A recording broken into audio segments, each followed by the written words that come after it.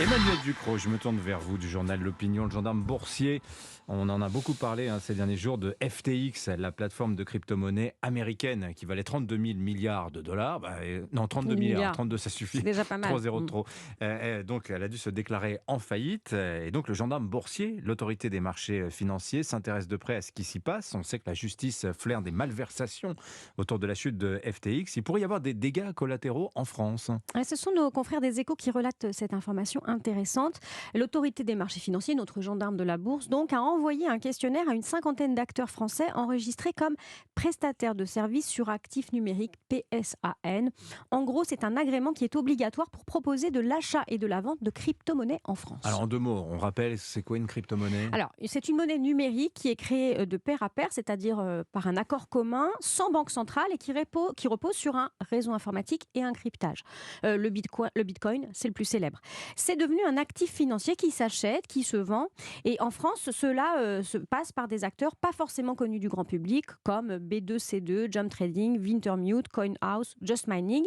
On ne les connaît pas, ils gèrent des montants très importants et l'AMF veut savoir s'ils ont des liens avec FTX, plateforme qui, elle, n'est pas agréée en France, et les effets que ça peut avoir sur leur clientèle et s'ils ont prévu des indemnisations si ils étaient touchés par la faillite. Et c'est pas un sujet marginal puisque maintenant on le sait, 8% des Mm. Français ont investi dans les cryptos. Ils sont exposés donc au risque de cette faillite. Alors certainement, on ne sait pas encore dans quelle mesure une partie des acteurs se sont adressés directement à leurs clients sans attendre l'AMF pour les rassurer, expliquer qu'ils ont des liens très ténus avec FTX, que les avoirs des clients sont sécurisés.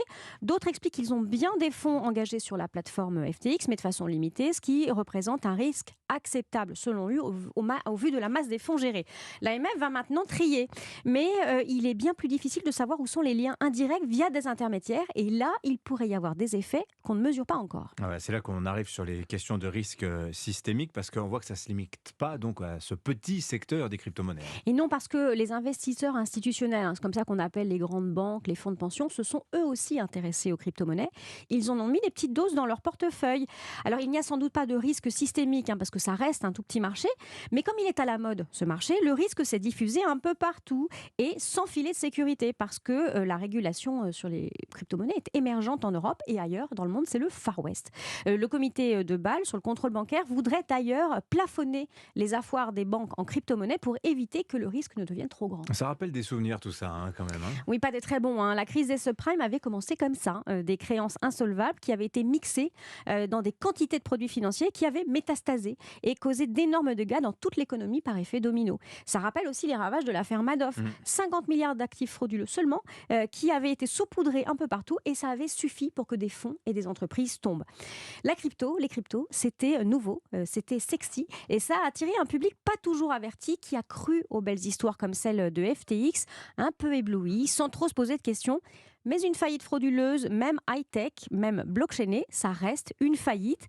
Les conséquences d'une crise financière sont rarement innovantes et ceux qui laissent des plumes les laissent à l'ancienne. Ça n'a rien de virtuel. Merci beaucoup à vous, Emmanuel Ducrot, et un portrait d'air passionnant dans le journal Les Échos de Sam Bankman-Fried, le fondateur Sacré personnage. de FTX. Tout le monde prenait pour un génie, c'était un escroc.